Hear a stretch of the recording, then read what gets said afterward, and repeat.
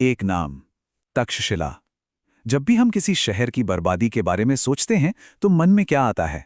शायद आग, तलवारें, लड़ाई, चीखें, है ना? पर यह कहानी थोड़ी अलग है। ये कहानी है एक ऐसे शहर की जिसकी मौत आग की लपटों से नहीं बल्कि एक बहुत ही गहरी और अजीब सी खामोशी में हुई। तो सवाल यही उठता है कि आखिर ये कैसे हो सकता है? कोई शहर आग में नहीं, खामोशी में कैसे मर सकता है? एक शहर जो कभी ज्ञान का सूरज था, वो अचानक गुमनामी के अंधेरे में कैसे डूब गया? चलिए, आज इसी पहेली को सुलझाने की कोशिश करते हैं। इस कहानी को समझने के लिए हमें इस समय में बहुत बहुत पीछे जाना होगा। एक ऐसे दौर में जब दुनिया का एक बड़ा हिस्सा अज्ञान के अंधेरे में था। लेकिन एक जगह थी जहां ज्ञान की रोशनी थी। जरा सोचिए, ये बात है 600 ईसा पूर्व से भी पहले की, जब दुनिया की ज्यादातर सभ्यताओं ने ठीक से लिखना पढ़ना भी नहीं सीखा था। तब तक्षशिला में छात्र खुलेआम वाद विवाद और तर्क कर रहे थे। ये कोई एक कॉलेज या एक बिल्डिंग नहीं थी, अरे पूरा का पूरा शहर ही एक जीती जागती यूनिवर्सिटी था, जहां ज्ञान जैसे हवा में घुला हुआ था। और यहाँ क्या क्या पढ़ाया जाता था?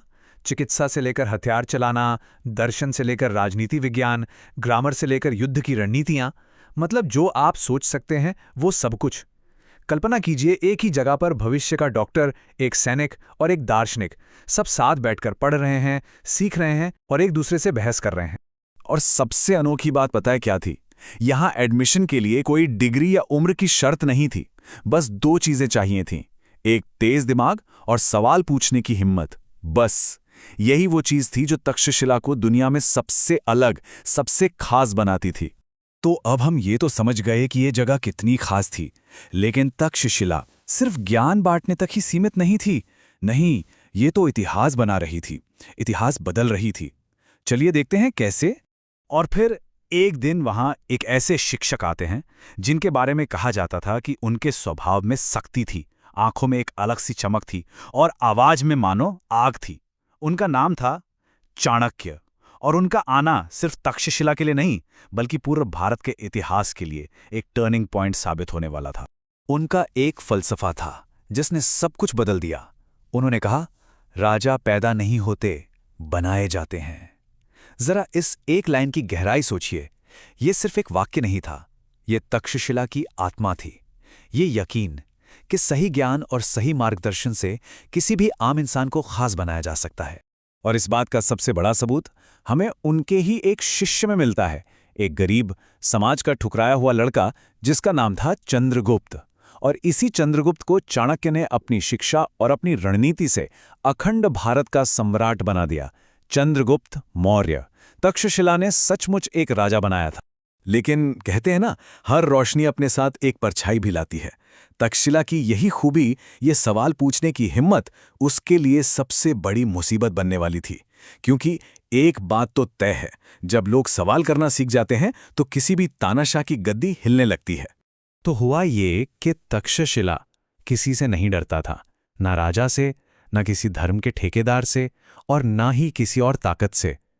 और यही उसका सबसे बड़ा गुनाह बन गया। उसकी आज़ाद सोच ही उसकी दुश्मन बन गई। देखिए, सीधी सी बात है, जहां लोग सवाल पूछेंगे वहां आंखें बंद करके कोई राज नहीं कर सकता। तक्षशिला सिर्फ एक शहर नहीं था, वो एक सोच थी, एक आइडिया था। और ये सोच सत्ता के लिए एक खुला चैलेंज थी, एक सीधा खतरा। और फिर वो रात आई। कहानी अब उस मोड़ पर आ गई है जहां अंधेरे ने रोशनी पर सीधा हमला कर दिया। ये बात है 5वीं सदी की।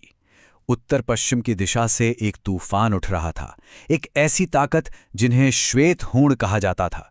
और उनका राजा था मेहरकुल, एक ऐसा नाम जो क्रूरता का दूसरा नाम बन चुका था। मेहरकुल की फिलॉसफी बड़ी सीधी थी। उसके लिए ज्ञान का मतलब था खतरा। किताबें बगावत करना सिखाती हैं, और जो पढ़ाते हैं यानी शिक्षक, वो तो राज्य के सबसे बड़े दुश्मन हैं। तो जाहिर है उसकी नजरों में तक्षशिला जहर का वो कुआं था जिसे सुखाना बहुत बहुत जरूरी था। और फिर वो हुआ जिसका डर था। घोड़ों के दौड़ने की आवाज ने रात की खामोशी को चीर दिया। तलवारें टकराने लगीं। हुणों की फौज शहर में घुस आई और उनका पहला निशाना थे आश्रम और पुस्तकालय। उन्होंने आग लगा दी। सदियों की मेहनत से लिखी गईं हजारों लाखों पांडुलिपियां, सब की सब एक एक करके आग की लपटों में फेंक दी। उस रात सिर्फ कागज नहीं जल रहा था, वो इंसानियत का आने वाला कल था जो धू धू करके जल रहा था। उस आग में सिर्फ किताबें नहीं बल्कि अनगिनत सपने, विचार और खोजें भी राख हो रही थीं। लेकिन कहानी यहाँ खत्म नहीं होती, बल्कि असली कहानी तो यहाँ से शुरू होती है।